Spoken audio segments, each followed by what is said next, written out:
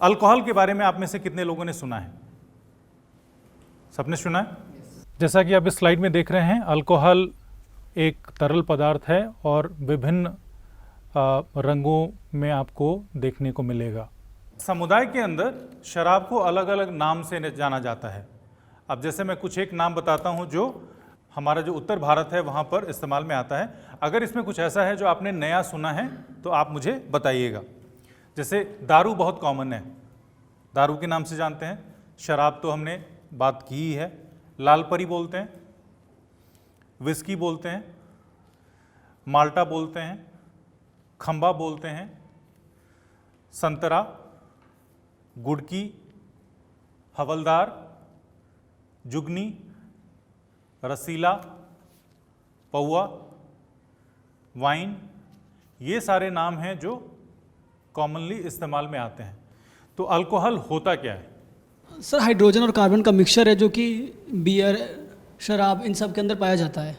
अच्छा, इसका मतलब है कि जितने भी प्रकार के शराब की बात हम करते हैं, चाहे बियर हो, वाइन हो, रम हो, विस्की हो, वोदका हो, उसका एक घटक या उसका एक कंपोनेंट है जिसको आप अल्कोहल कहते हैं, राइट?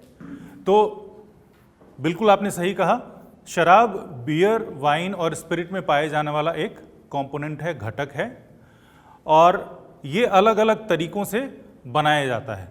जैसे उदाहरण के तौर पे अंगूर में जो शुगर कंटेंट होता है उससे वाइन बनता है। आपने जौ का नाम सुना होगा जिसको इंग्लिश में हम लोग बार्ली कहते हैं, उसका इस्तेमाल करते हुए हम लोग बियर बनाते हैं। उसी तरीके से वोदका का जो निर्माण होता है वो आलू या ऐसे अन्य पौधों में जो शुगर कंटेंट होता है उससे होता है। तो अलग अलग तरीके के पदार्थों से हम अलग अलग प्रकार के शराब का यहाँ पर निर्माण होता हुआ देखते हैं। ये एक ऐसा पदार्थ है जो हमारे मस्तिष्क के काम करने की जो क्षमता होती है उसको धीमा करता है। इसको हम लोग डिप्रेसेंट के कैटेगरी में रखते हैं, ठीक है? और पहले भी हमने चर्चा की है कि डिप्रेसेंट एक ऐसा पदार्थ होता है जो, या एक ऐसी कैटेगरी है जहाँ पर आप मस्तिष्क के काम करने की जो क्षमता है उसको धीमा होता हुआ देखते हैं। अब जितने भी प्रकार के पदार्थ आप देखेंगे उसके छोटे या तत्काल प्रभाव देखने को मिलते हैं और लंबे समय तक उसका इस्तेमाल करने के प्रभाव जो होते हैं वो अलग होते हैं। तो जब आप शराब लेने की बात करते हैं तो शराब लेते समय जनरली आप देखेंगे लोगों का जो मूड होता है वो अच्छा होता है। इस बात की उनको खुशी होती है कि आज मैं शराब का सेवन करने वाला हूँ, राइट? तो तत्काल प्रभाव में आप खुश होंगे। अगर आप दुखी हैं तो हो सकता है आप दुखी भी हो जाएंगे। तो ये जो खुशी का या दुखी होने का जो प्रभाव है वो इस बात पर निर्भर करता है कि आप उस समय किस मूड में हैं।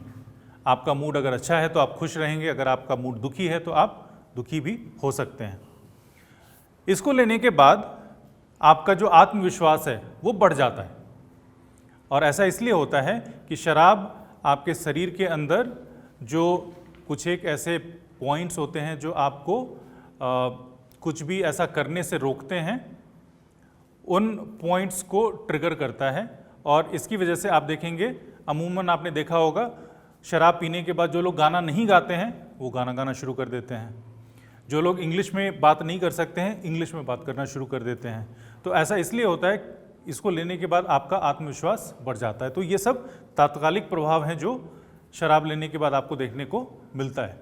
दूसरा क्या होता है, जब आप शराब का सेवन करते हैं उसके बाद चूँकि ये मस्तिष्क से आपके शरीर में जो संदेश जा रहा है उसको धीमा कर देता है, तो आपके चलने में, आपके बोलने में जो समन्वय चाहिए होता है उसमें आपको कमी आती हुई दिखेगी। आपकी आवाज़ में लड़खड़ाहट आ जाती है। आप जब चलते हैं तो आप सीधी रेखा पर चलने की बजाय आप टेढ़ा मेढ़ा चलना शुरू करते हैं, क्योंकि आपका पैर और आपका जो दिमाग है वो दोनों दो विपरीत दिशाओं में काम करना शुरू कर देता है। तो समन्वय का अभाव आपको ऐसे लोगों में देखने को मिलेगा जो शराब का सेवन करते हैं। और ऐसे में आप सड़कों पर ऐसे लोगों को गिरता हुआ देखेंगे या उनका एक्सीडेंट होता हुआ आप देखेंगे। ध्यान केंद्रित करने में परेशानी होती है, हम फोकस नहीं कर पाते हैं, हम कंसंट्रेट नहीं कर पाते हैं, जो भी काम हम कर रहे होते हैं उस पर हम पूरी तरह से अपना ध्यान केंद्रित नहीं कर पाते हैं।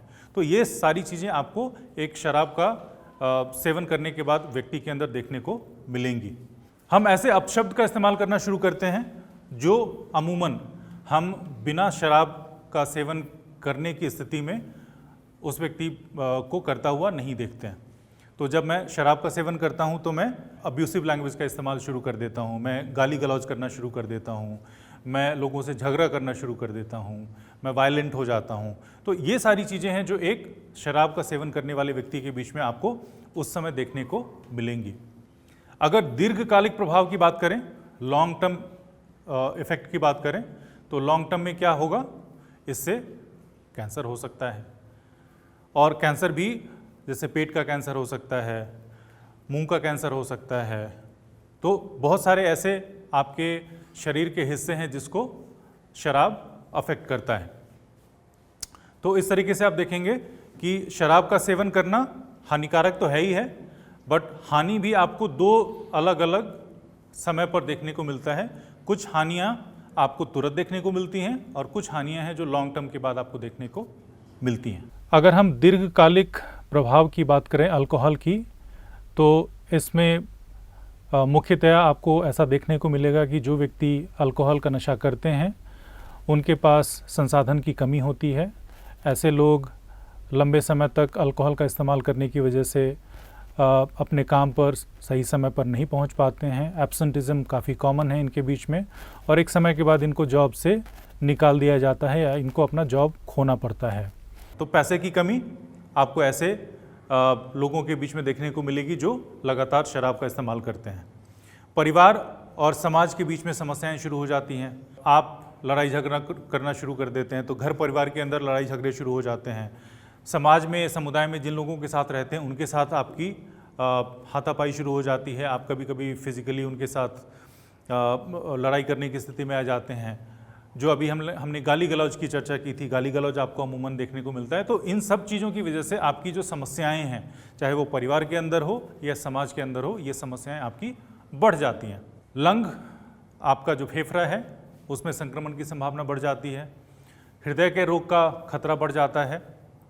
और साथ ही साथ कुछ स्थितियों में ऐसा भी हो सकता है कि आपकी जो बच्चा पैदा करने की जो क्षमता है उस पर असर आता हुआ आपको दिखे। शराब पीने के बाद आप लोगों में वज़न बढ़ने की समस्या देखते हैं। लोगों का वज़न काफ़ी बढ़ जाता है, और जब वज़न बढ़ता है तो ऑब्वियसली उसके साथ जो जुड़ी हुई समस्याएं हैं वो भी आपकी आती हुई दिखेगी। मांसपेशियां आपकी कमज़ोर होनी शुरू हो जाती हैं। तो शरीर के बहुत सारे ऐसे हिस्से हैं जहां पर शराब के सेवन के बाद इसका असर आपको आता हुआ दिखेगा। अगर हम बाकी के नकारात्मक प्रभाव की बात करें अल्कोहल के संदर्भ में, तो ऐसा देखने में आता है कि अल्कोहल लेने वाले व्यक्ति कभी कभी जो बाकी के ड्रग हैं उसको अल्कोहल के साथ मिक्स करने की कोशिश करते हैं। सच एज जो प्रिस्क्राइब मेडिकेशन है उसको हम मिक्स करने की कोशिश करते हैं, और इसके अप्रत्याशित या खतरनाक परिणाम हो सकते हैं, और कभी कभी ऐसी स्थिति में व्यक्ति की मौत भी हो सकती है।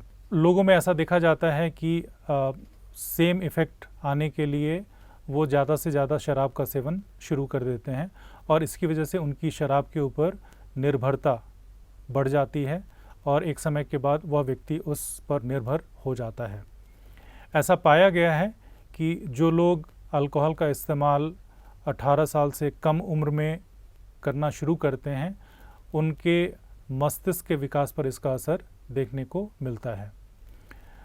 ऐसा देखा गया है कि अगर आप जब युवा होते हैं, यंग स्टेज में जब आप अल्कोहल का इस्तेमाल शुरू करते हैं, तो इस बात की संभावना बढ़ जाती है कि आप जब बड़े होंगे, ओल्डर होंगे, तो आप शराब का इस्तेमाल कंटिन्यू करेंगे।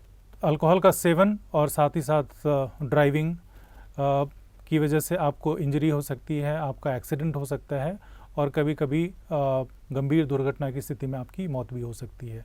तो ये सारे ऐसे नेगेटिव इफ़ेक्ट्स हैं जो अल्कोहल के साथ आपको जुड़ते हुए नज़र आएंगे। तो अगर मैं कहूँ कि शराब आपके शरीर के किन किन हिस्सों को प्रभावित करता है, तो आप बता पाएंगे कौन कौन से हिस्से हैं जिसको शराब प्रभावित करता है आपके शरीर के? सर लंग्स को। लंग्स को, फेफड़ों को प्रभावित करता है, बहुत बढ़िया। सर लीवर को। मांसपेशियाँ, नर्व सिस्टम। नर्वस सिस्टम को प्रभावित करता है, ओके। हृदय को प्रभावित करता है। हृदय को प्रभावित करता है।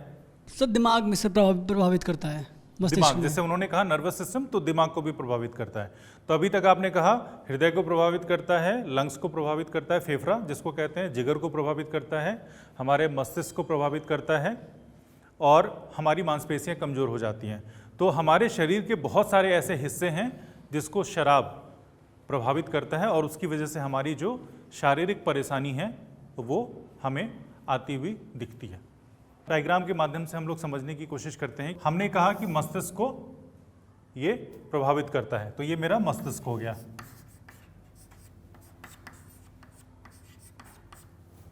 उसके बाद ये हृदय हो गया,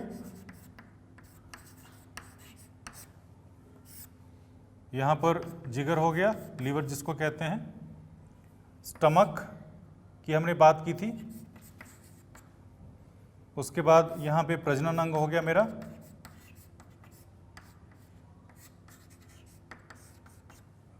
और फिर हमने यहाँ पर लंग्स की बात की थी। इससे मुंह का कैंसर भी होता है, तो ये मुंह वाला जो हिस्सा है ये भी हमारा प्रभावित होता है। तो शरीर के आप देखेंगे अलग अलग ऐसे हिस्से हैं जहाँ पर आपको शराब का असर देखने को मिलेगा और शराब की वजह से जहाँ पर हमें परेशानी आती हुई नज़र आती है। तो अल्कोहल से अब हम लोग चलते हैं तंबाकू की ओर, जिसको आप लोग टोबैको के नाम से जानते हैं। तंबाकू क्या है? तंबाकू एक सूखा हुआ, एक टाइप से लीफ का ऐश होता है। ऐश नहीं तो सूखा हुआ टुकड़े होते हैं जिसको बर्न करके लेते हैं या माउथ में रख लेते हैं डायरेक्टली। अच्छा, तो तंबाकू एक सूखा हुआ पत्ता है जिसका इस्तेमाल हम लोग अलग अलग तरीक़ों से करते हैं। अब सिगरेट बीड़ी को हम अलग अलग नाम से जानते हैं या तंबाकू को अलग अलग नाम से जानते हैं। मैं कुछ नाम आपको पढ़कर सुनाता हूँ, अगर आपको कुछ ऐसा नाम जो इसमें नहीं है अगर आपने सुना हो तो ज़रूर बताइएगा। बीड़ी हम सब ने इसके ऊपर चर्चा की, जर्दा, सिगरेट, खैनी, हुक्का, जर्दा, गुटखा, चैनी खैनी, कुबेर, चीलम, उड़ता पंछी, पात, ताली सुधार, रगदा, सोनपट्टी, पीली पट्टी। ये कुछ एक ऐसे नाम हैं जो अमूमन इस्तेमाल में आते हैं जब हम लोग सिगरेट की या तंबाकू की बात करते हैं, तंबाकू के जो अलग अलग प्रकार हैं उसकी बात करते हैं। तंबाकू में एक ड्रग होता है जिसको हम निकोटीन के नाम से जानते हैं और निकोटीन की वजह से आपकी तंबाकू के ऊपर निर्भरता बढ़ती है। यह काफ़ी विषाक्त है, रसायन है और एक बार जब आप इसको इनहेल करते हैं तो ये बहुत आसानी से, बहुत तेज़ी से आपके ब्रेन तक पहुंचता है और इसका असर आपके शरीर के ऊपर देखने को मिलता है। अब निकोटीन का इस्तेमाल जो तंबाकू में होता है उसको अलग अलग तरीके से किया जाता है। कुछ लोग सिगरेट या बीड़ी का इस्तेमाल करते हैं जिसको हम लोग स्मोक करना कहते हैं। कुछ लोग तंबाकू को चबाते हैं, जैसे चैनी खैनी की बात हुई, गुटखे की बात हुई या जर्दा की बात हुई, इन सब को चबाया जाता है। तो तंबाकू के जो अलग अलग प्रकार हैं उसका इस्तेमाल का तरीका भी अलग अलग है। कुछ ऐसे तंबाकू के प्रोडक्ट हैं जिसको हम स्मोक करते हैं, कुछ ऐसे हैं जिनको हम चबाकर उसका इस्तेमाल करते हैं। और इसमें जो टार होता है वो हमारे दांत और उंगलियों में कैंसर का एक बहुत बड़ा कारण होता है। और जब हम सिगरेट का इस्तेमाल करते हैं उससे जो कार्बन मोनोऑक्साइड गैस निकलती है जिसको आप लेते हैं, उससे आपको हृदय संबंधित या फेफड़े संबंधित बीमारी हो सकती है। तो एक हानिकारक पदार्थ है जिसका सेवन आपको समुदाय के बीच में बहुत सारे लोगों में देखने को मिलेगा। और ये जैसे हमने शराब के केस में देखा था, शराब हमारे शरीर में जो मस्तिष्क के काम करने की क्षमता है उसको धीमा करता है। इसका उल्टा जो तंबाकू है ये एक स्टिमुलेंट है, उत्तेजक पदार्थ है। ये हमारे मस्तिष्क के काम करने की जो क्षमता है या उसकी जो गति है उसको बढ़ाता है, और जो सूचना हमारे मस्तिष्क के शरीर के अलग अलग हिस्सों को जाती है उसकी गति यहाँ पर संदेश की बढ़ जाती है। तो इस तरीके से आप देखेंगे जो तंबाकू है वो एक स्टिमुलेंट के तौर पर, एक उत्तेजक पदार्थ के तौर पर हमें काम करता हुआ नजर आता है। अब हम बात करते हैं अल्पकालीन या तत्काल प्रभाव की। तंबाकू का इस्तेमाल करने से व्यक्ति फुर्तीला और शिथिल अपने आप को महसूस करता है। बैड ब्रेथ या बदबूदार सांस काफ़ी कॉमन है। साथ ही साथ ऐसे व्यक्ति में जो सूंघने की और स्वाद लेने की जो क्षमता होती है वो कम होती चली जाती है। तो ये ऐसे अल्पकालीन या तात्कालिक प्रभाव हैं टोबैको की। अब हम लोग चर्चा करते हैं अल्पकालीन प्रभाव टोबैको की। और तंबाकू का इस्तेमाल करने से एक तो पहला प्रभाव जो आपको देखने को मिलेगा, व्यक्ति जो इसका इस्तेमाल करता है उसको चक्कर आएंगे। उनका जो रक्तचाप है जिसको हम ब्लड प्रेशर के तौर पर जानते हैं उसमें आपको बढ़ोतरी होती हुई नज़र आएगी। साथ ही साथ जो हृदय की गति है वो बढ़ जाती है। ऐसे लोगों में भूख कम होने की बात देखने को मिलती है। तो इनका जो एपेटाइट है वो कम होना शुरू हो जाता है, भूख कम लगती है। अब दीर्घकालिक प्रभाव क्या हो सकते हैं, लॉन्ग टर्म इम्पैक्ट्स आपको क्या देखने को मिल सकते हैं।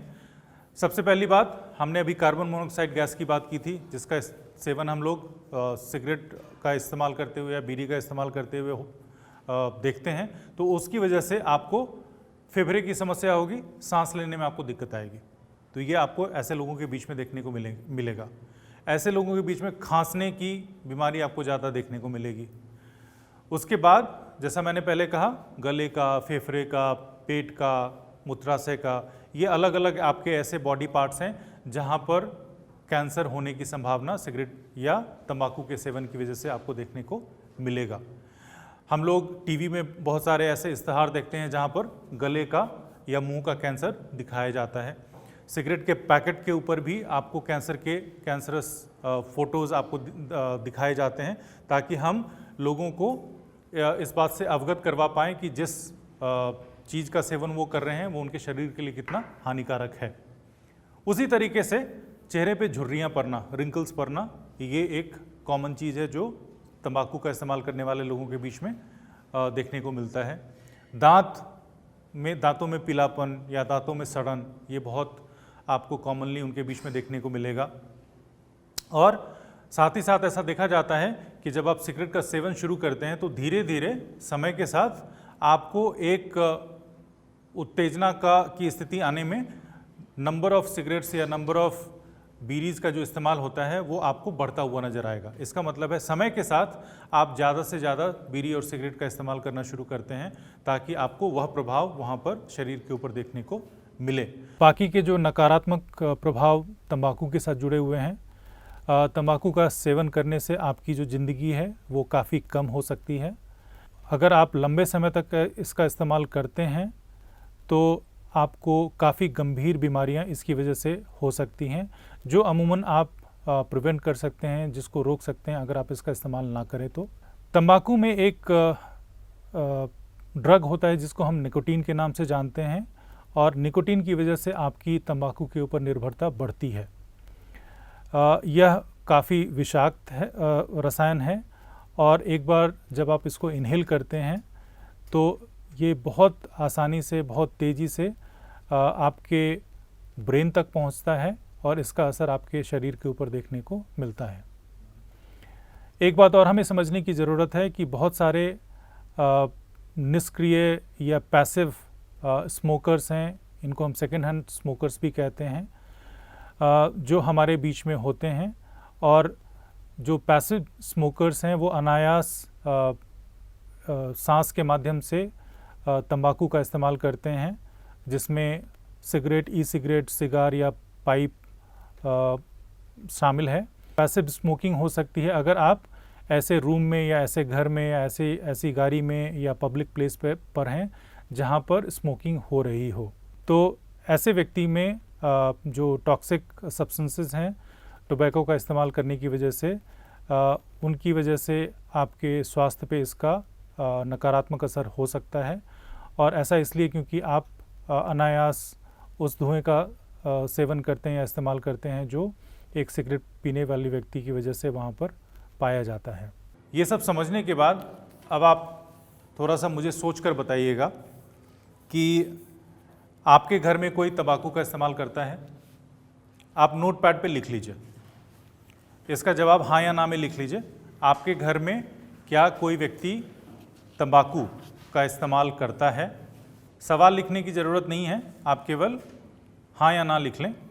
क्या आपका कोई दोस्त तंबाकू का इस्तेमाल करता है? हाँ या ना। क्या आप ज़्यादातर ऐसे जगह को विज़िट करते हैं, ऐसी जगह पे जाते हैं जहाँ पर तंबाकू का इस्तेमाल दूसरे व्यक्ति करते हैं? हाँ या ना। और मेरा आखिरी सवाल है, क्या आपको ऐसा लगता है कि अगर आपके दोस्त तंबाकू का इस्तेमाल कर रहे हैं तो आप भी उसका इस्तेमाल करेंगे? कितने लोगों ने हाँ में जवाब दिया है? हाथ खड़ा करें। बढ़िया। और भी कोई हैं जिनका 4 में से कोई भी हाँ हो? तो इसका मतलब है कि कुछ परिस्थितियां, कुछ परिवेश ऐसे हैं जिसकी वजह से मेरा जो रिस्क है टोबैको प्रोडक्ट को लेने का वो है।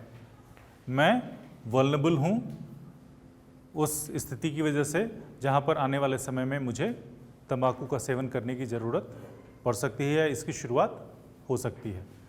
तो ये बात इसलिए समझना ज़रूरी है, अगर मेरे परिवेश में कोई तंबाकू का इस्तेमाल कर रहा है, मेरे घर में अगर कोई तंबाकू का इस्तेमाल कर रहा है, मेरे फ्रेंड सर्कल में अगर कोई तंबाकू का इस्तेमाल कर रहा है, तो इसका मतलब है आने वाले समय में मेरा इसका सेवन करने का जो रिस्क है वो है और उसको मुझे कहीं ना कहीं एड्रेस करने की ज़रूरत है, उसके ऊपर काम करने की ज़रूरत है ताकि मैं अपने आप को तंबाकू से दूर रख पाऊँ और आने वाले समय में मैं इसका सेवन शुरू ना करूं।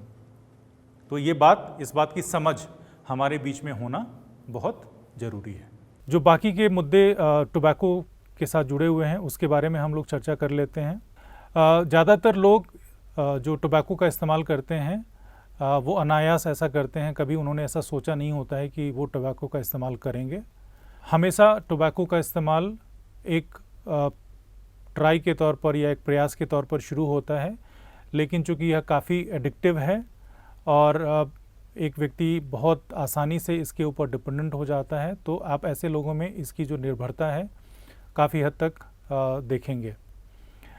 एक स्ट्रॉन्ग कमिटमेंट या प्रतिबद्धता टोबैको का इस्तेमाल ना करने की हमें इससे प्रोटेक्ट करता है या हमें इससे बचाता है ताकि हम आने वाले समय में इसका इस्तेमाल ना करें। अगर हम ऐसे लोगों के साथ जुड़े हुए हैं या ऐसे लोगों से घिरे हुए हैं जो टोबैको का इस्तेमाल करते हैं, तो इस बात की संभावना बढ़ जाती है कि आने वाले समय में मैं टोबैको का इस्तेमाल करूंगा या इसकी मैं शुरुआत करूंगा।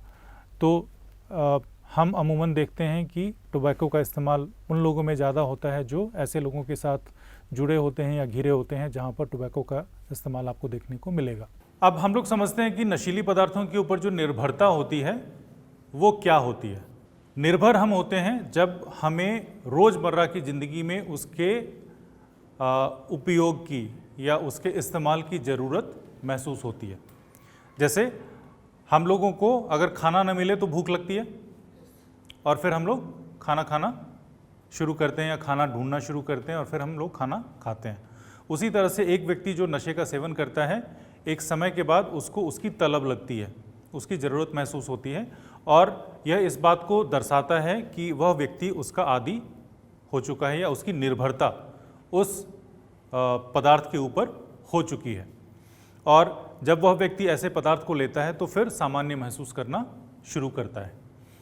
तो अगर ऐसे व्यक्ति को ड्रग मिलना बंद हो जाए, नशीले पदार्थ मिलना बंद हो जाए, तो उसमें असहजता आती है, अनकंफर्टेबल फील करता है।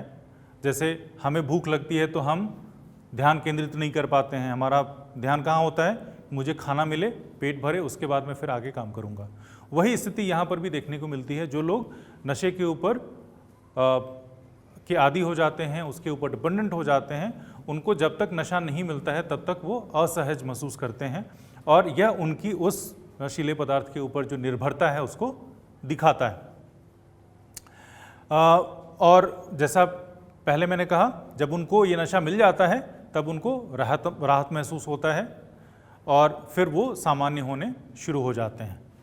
तो इस बात का एक जो साइकिल है वो आपको ड्रग यूजिंग पॉपुलेशन के बीच में, या जो लोग नशीले पदार्थ का इस्तेमाल करते हैं उनके बीच में आपको देखने को मिलेगा।